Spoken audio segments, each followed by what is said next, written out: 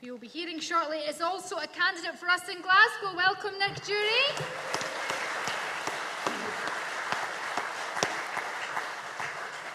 Conference, I won't waffle or waste your time because I think we've all seen the horror of what's going on in Gaza right now. 20 years ago, in 2003, I spent 3 months living in Rafah, in the southern tip of the Gaza Strip, as a human rights volunteer. And the reason I wanted to speak to this motion is the critical statement at the end there, which holds state and organisation leaderships accountable.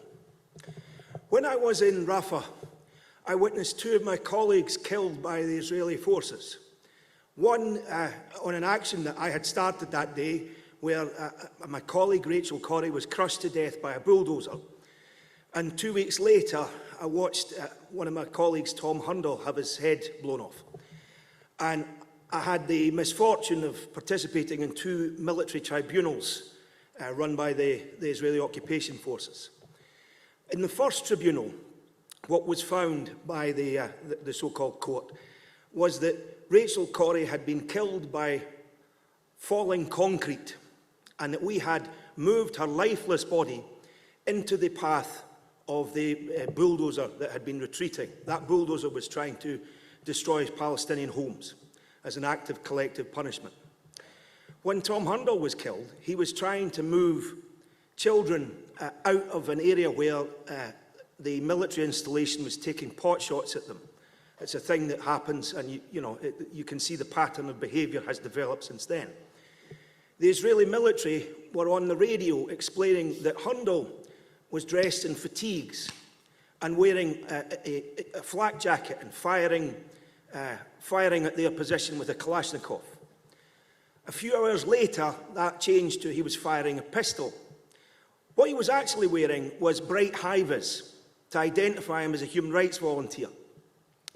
Now, the reason I mention these 2 sob stories, and that, it's a horrendous thing, but that's not the point I'm making here. The reason I mention it is that eventually 2 people were brought to justice of a kind. The Russian driver of the bulldozer, he got a slap on the wrist. And Rachel Corrie's parents fought long and hard to make that happen, but really no one met with justice. And critically, we had been in an action for about 6 hours that day. A command decision was taken to kill Rachel Corrie. No one who made that decision was brought to account. Tom Hundle, his parents were well-heeled people, professional, powerful people. They established the Tom Hundle Foundation, and they eventually got the man who fired the bullet to go to jail. And he was a Bedouin man. There's a lot to say about caste politics in Israeli society, but Bedouin are at the bottom.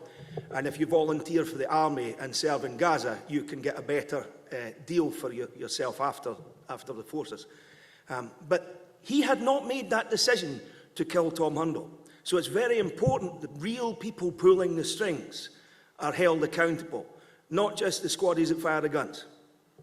So I commend you to vote for this motion.